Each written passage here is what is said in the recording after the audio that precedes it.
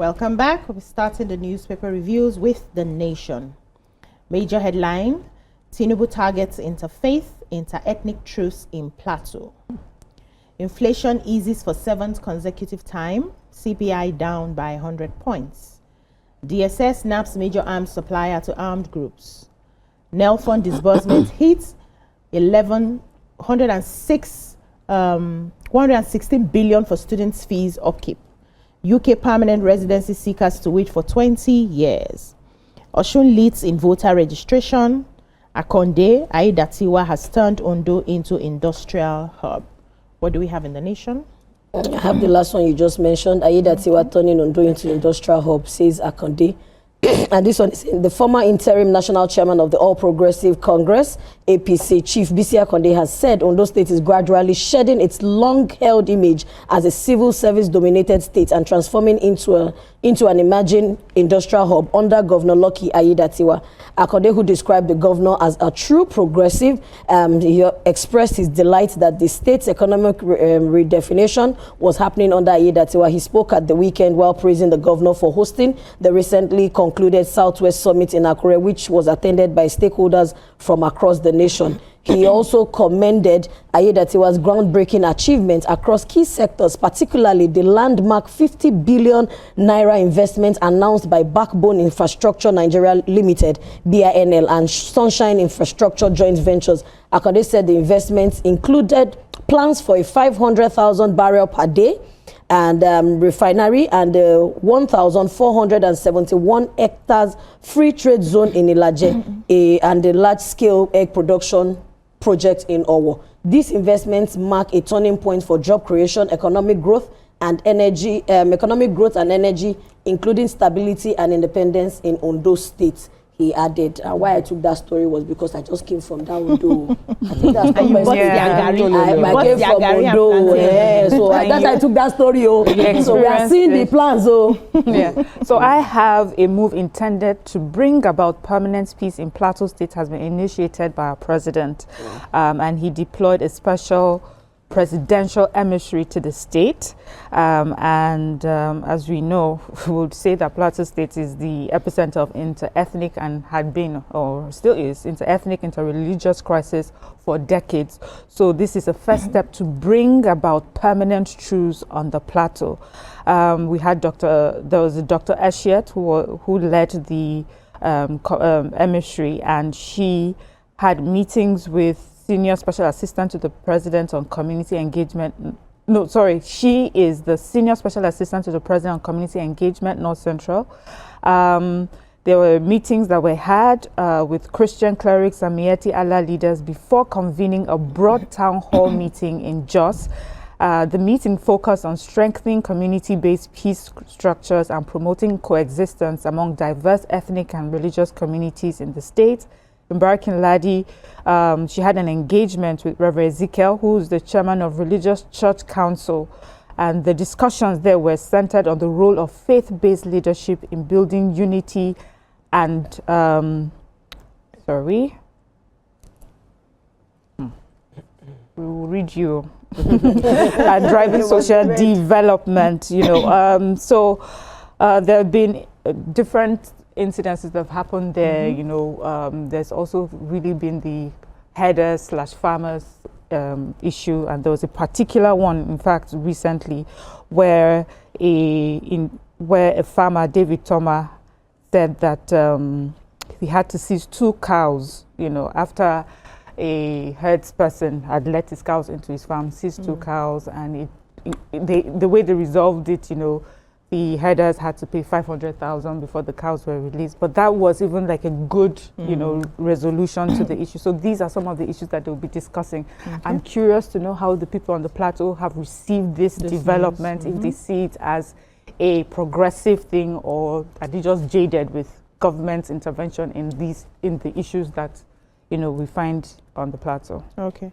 So I have a story here. Britain has indicated that it will make refugee status temporary, while requesting permanent residency will now wait for 20 years under the country's most sweeping overhaul of policy on asylum seekers in modern times. The Labour government has been hardening its immigration policies, above all on illegal small boat crossings from France, in efforts to stem the soaring popularity of the populist Reform UK party, which has driven the immigration agenda. So the government said it will take inspiration from Denmark's approach, one of the toughest in Europe, where growing anti-immigrant sentiment has led to increased restrictions in many countries. Widely criticized by rights groups, it says as part of the changes, the statutory duty to provide support to certain asylum seekers, including housing and weekly allowances, will be revoked. The Home Office, had said this at the weekend. They also said that the measures will apply to asylum seekers who can work but choose not to. And to those who break the law, he said that taxpayer-funded support will be prioritized for those contributing to the economy and local communities. They also said that protection for refugees will now be temporary, and they will review it regularly. If the home country was deemed safe, they will take you back to your country. It says our system is particularly generous compared to other countries in Europe, where after 5 years, you are effectively automatically settled in this country. We are going to change that. Good for them. Let me talk about our own matter that is affecting Nigerians. A bit of good news from the Nigerian Bureau of Statistics as the Consumer Price Index report, which will be released today, indicates that there has been inflation reduction. So inflation has eased for that. There's been decline in food prices. Yes, we on the table spoke about increase in food prices when it was really bad. And now that it's consistently going down, we also must talk about it and acknowledge it. Nigeria has had steady disinflation since April 2025 with a combination of improved harvest, stable forex, improving security, stable logistics that are driving down the cost of goods and services. So that's good on that side. And then for the first time in 5 years, since 2020, we've not had a cut in our monetary policy rates. So, but now we have our monetary policy rate has had a cut. It was very, very small cut though, but there's a cut, and it's the first time there's been a cut, which shows that the CBN is seeing improvement in the economy and they are willing to relax a bit of their policy to Which give of the more food room. prices have come down? Rice has come down. Yam has come down. Gary has come down. Yes, it's down. You're waiting for our plantain to come down. Plantain is expensive. No, plantain was cheap. I bought plantain I bought for Where you 3.5. I'm coming from the village now. No, stop doing that. Now we're talking about where we are. Of course, it will always be cheaper. Yeah, but I saw in the plantain comparison. my girl bought recently. It was cheap. Though she bought it from the market. So I told her we'll be buying plantain from there. And it was quite cheap. So like I'll pay attention. Yeah, please do. Then Naira 2 is gaining strength, and they say before the end of the year it might get to like 1,400, and it might even go lower in the new year based on the policies going on. So yes, you might not really feel the entire impact of the policy, but according to the statistic that we have, it's easing up little by little. Gradually. I'm just saying what you're wearing. I love Jesus. I love Jesus. I love Jesus. He's my friend. Yes, move on to the He's next my paper. friend. I will never leave him. I will You want to never sing it, leave finish. him. He's my friend. He's my friend. He's my Take a friend short too. break here. When we come back, the newspaper reviews continue. Stay with us. Thanks for staying with us. We're still reviewing the papers. Moving on now to Vanguard. A major headline: manufacturers shun bank loans over high interest rates as bank profits rebound to 2.5 trillion. Economy: why Nigerian youths in diaspora are returning home. Tinubu to appoint ambassadors soon, that's presidency. Electricity workers threaten nationwide shutdown. UK to allow Nigerians, other foreign students switch to innovator founder visa. Convention of controversies: how Turaki emerge as PDP national chairman. Federal government targets 160 billion from wheat production. Why North remains backward despite vast talent. Governor Sani said this one. Negotiation role: I led 600 bandits to surrender. And finally, Sanwo-Olu's aid false move to divert focus from Apapa Tinkan Island Port. So I took that particular story. The Lagos State government has kicked against the decision by the Nigerian Ports Authority, NBA, to divert focus from Lagos Port to Warri Port due to congestion. Recall that there is a strategic national initiation to decongest the overtaxed Apapa and Tinkan Island ports. A new operational data from the NPA reveals a dramatic surge in efficiency and cargo handling at the revitalized Warri and Koko port complex. The data also revealed that the move is yielding significant dividends. Reacting to the move, the senior special assistant to the governor of Lagos State on transportation and logistics, Mr. Adekoya Hassan, argued that the NPA's policies remain a significant obstacle to achieving seamless cargo movement within the Apapa Port corridor. He, in a chat, with the Vanguard, he said the NPA's decision to divert focus from Lagos Port to Warri Port due to congestion underscores the need for policy reform. While Governor Babajide Sanwo-Olu has shown unwavering dedication to addressing the issues, NPA's policies remain a significant obstacle to achieving seamless cargo movement within the Apapa Port corridor. So he said that part of the obstacle included multiple toll points, inefficient e-collop systems, favoritism and racketeering, abuse of power by top officials, and false narratives to spread across through the truck union. So according to the governor's aide, he said it's pertinent to know that if these policies are reformed to reflect current economic realities, the gridlock and other claims by the NPA for this unpopular decision will be a thing of the past. So they are really not happy that they want to move, the port to Port Harcourt. But let's see how it goes. Let me take popular Islamic cleric Sheikh Gumi. He is lashed out at those calling for his arrest over his continued commentary on banditry and national security, saying his intervention led to 600 bandits surrendering to the authorities. He says that for the cleric, as we know, has positioned himself as an intermediary between the government and bandits group. So his role was drawn both to support. Okay. Oof. Okay, so he has people who support what he's done, and there are critics who have criticized what he's done. These critics say that what he's done is asking for rehabilitation and forgiveness of the bandits instead of outright punishment. And in his response, if I read his response, he was quite upset by it. He says that these people who are asking for his arrest, as far as he's concerned, they are spineless, irresponsible, unpatriotic, imbecilic people who prefer outrage to truth. He says that all that he's done is just to make sure that we can build peace. He argued that the critics have chosen to politicize his peace efforts.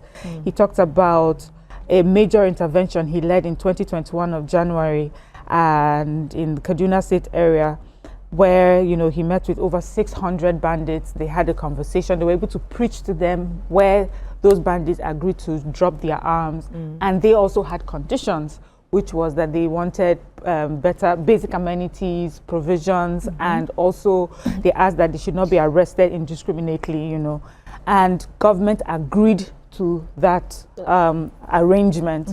Just for, after a while, government decided that not to enforce that agreement.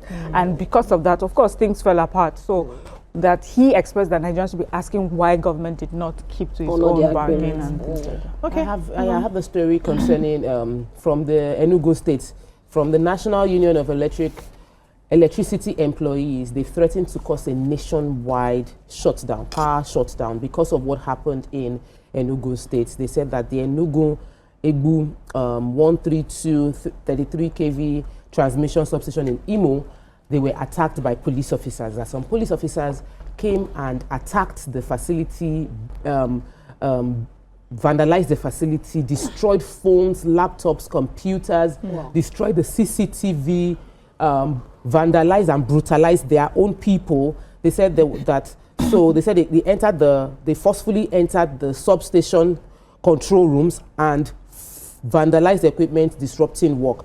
They said they at gunpoint forcing the workers to open up some of the electricity, they shut down some places, open up some places. They said that the information was that they were going on the report of the Imo State government. That's what the report is saying, that Imo State government sent police to brutalize them for what they are doing their own work. And they've said that they've shut down power supply in Imo State, and they're now going to, if they don't get justice done and compensation, healthcare for all the workers that were beaten, they were going to shut down electricity nationwide.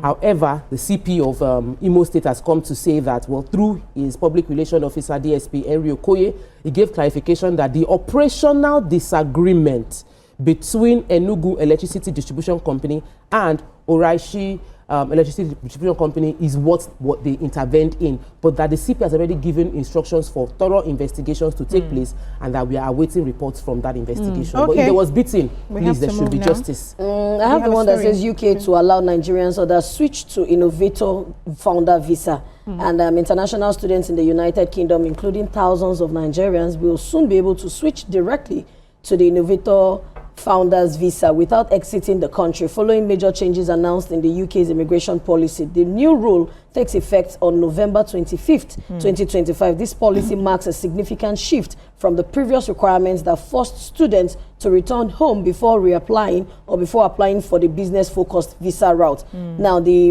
Innovators Founder Visas enables international graduates to establish and run an innovative business that is different from products or services in the market. To qualify, applicants must present a viable business idea endorsed and approved by Innovator Founder endorsing body and meet all eligible requirements. Okay, thank you, Dami. Let's move on now to The Punch.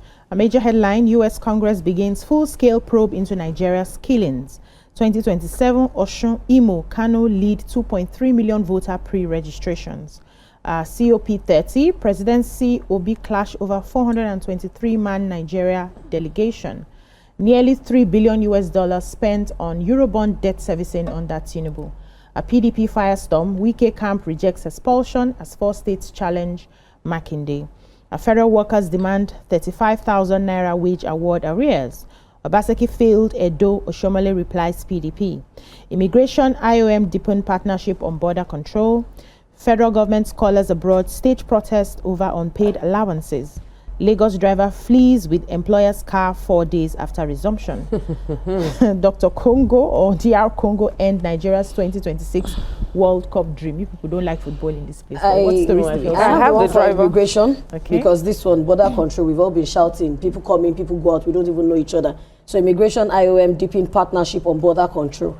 And the Nigerian Immigration Service and the International Organization for Migration have renewed their, I was going to say vow. They have renewed their commitment to strengthen border. It's a vow. To strengthen the border governance, immigration management in the country at a strategic meeting held in Lagos with the theme strengthening strategic collaboration for effective migration management and border governance. Senior officials from both organizations reaffirmed their resolve to enhance cooperation, upgrade border system, and address emerging immigration challenges. The NIS Zonal Coordinator ACGEL Anungwa described the long-standing partnership as a model of effective collaboration between government agencies and an international body. Okay. That's Yeah. Next. Are we done? No. Oh, okay. So I have the Lagos-based developer who has raised alarm after his newly hired driver allegedly fled with his car. Hey. He said that his own regular driver had fallen ill, so he spoke to his company to get him another driver because he was traveling to Ijebu-Ode.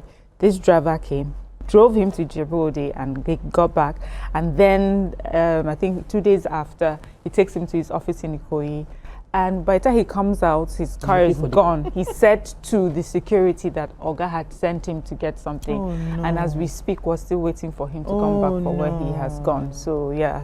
So it's Well, out it was there. a company that got him, so they should be able to find him. Oh, there should be Well, a car in the car. Yeah, they should also- Let me take the story of But the a theft president. So sad. Let me take the story of the presidents.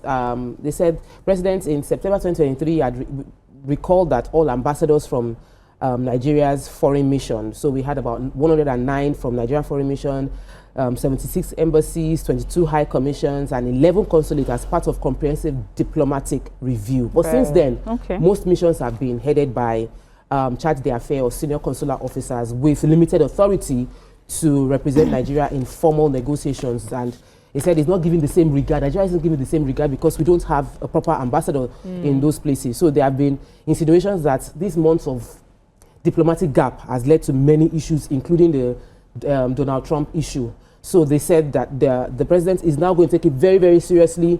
Sources close to the presidency is saying that ambassador appointments will likely be released within this week. So those that are praying, continue your prayer very, very hard. Hopefully they will make the list. But I know that after they made the list, they will still have to go to the Senate before they will get approval. But we do need this roles filled as soon as possible. So all the best to the president.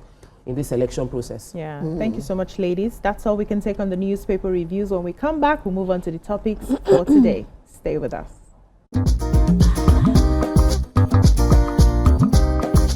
Stay tuned. Your view will be right.